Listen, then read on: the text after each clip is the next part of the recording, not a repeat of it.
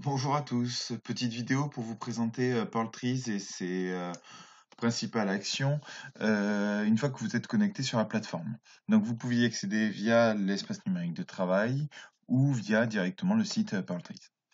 Donc quand vous êtes sur Pearltrees, vous avez votre page à vous avec vos différentes publications, enfin vos perles comme on appelle ça, qui vous permettent en fait de lister et de ranger un petit peu tout ce qui vous intéresse là-dedans.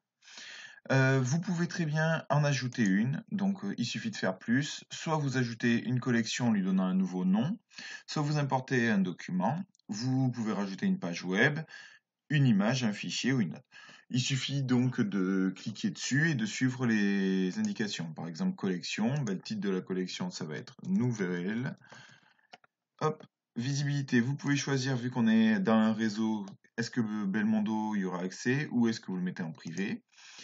Vous faites ajouter et vous avez une nouvelle perle qui est arrivée ici. Dans cette nouvelle perle, je vais pouvoir y ajouter différentes choses ou ajouter des personnes qui vont faire équipe avec moi ou la partager avec d'autres, avec des élèves ou avec des collègues. Ici, vous avez la possibilité de faire une recherche dans votre compte qui permet, si vous avez un grand nombre de perles, de pouvoir faire un tri de manière à trouver l'information que vous souhaitez.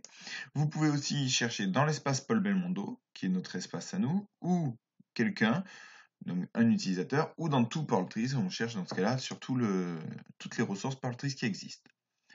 Dans la partie suggestions que vous trouvez là, vous avez différentes perles qui vous sont proposées.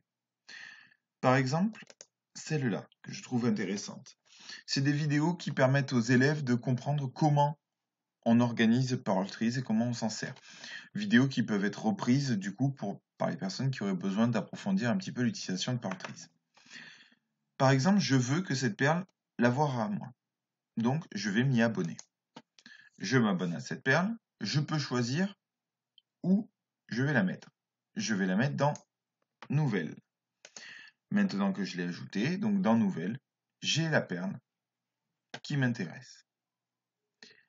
Imaginons que je prends une autre perle, que j'ajoute toujours au même endroit, mais qu'en fait je me rends compte qu'elle ne me plaît pas, cette perle.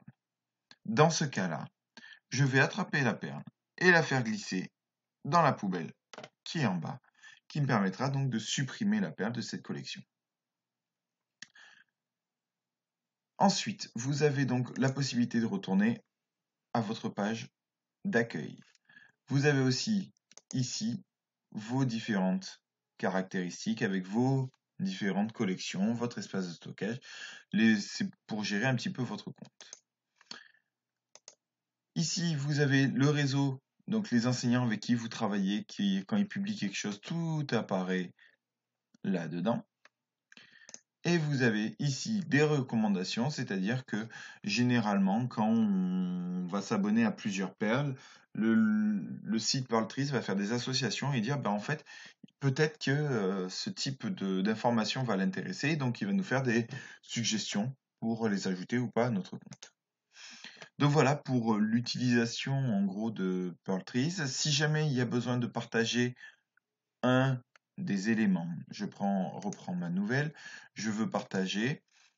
Dans ce cas-là, je peux le partager avec quelqu'un qui est sur Pearltrees. Je peux l'intégrer, donc une intégration, c'est la mettre directement sur un site internet, récupérer un lien que j'aurai plus qu'à diffuser, il n'y aura plus qu'à cliquer dessus, ou carrément récupérer un QR code qui permettra avec un téléphone ou une tablette d'arriver directement sur la ressource que vous voulez donner aux élèves ou aux collègues ou à qui vous voulez. Voilà, j'ai fait à peu près le tour de l'utilisation de base de Pearltrees.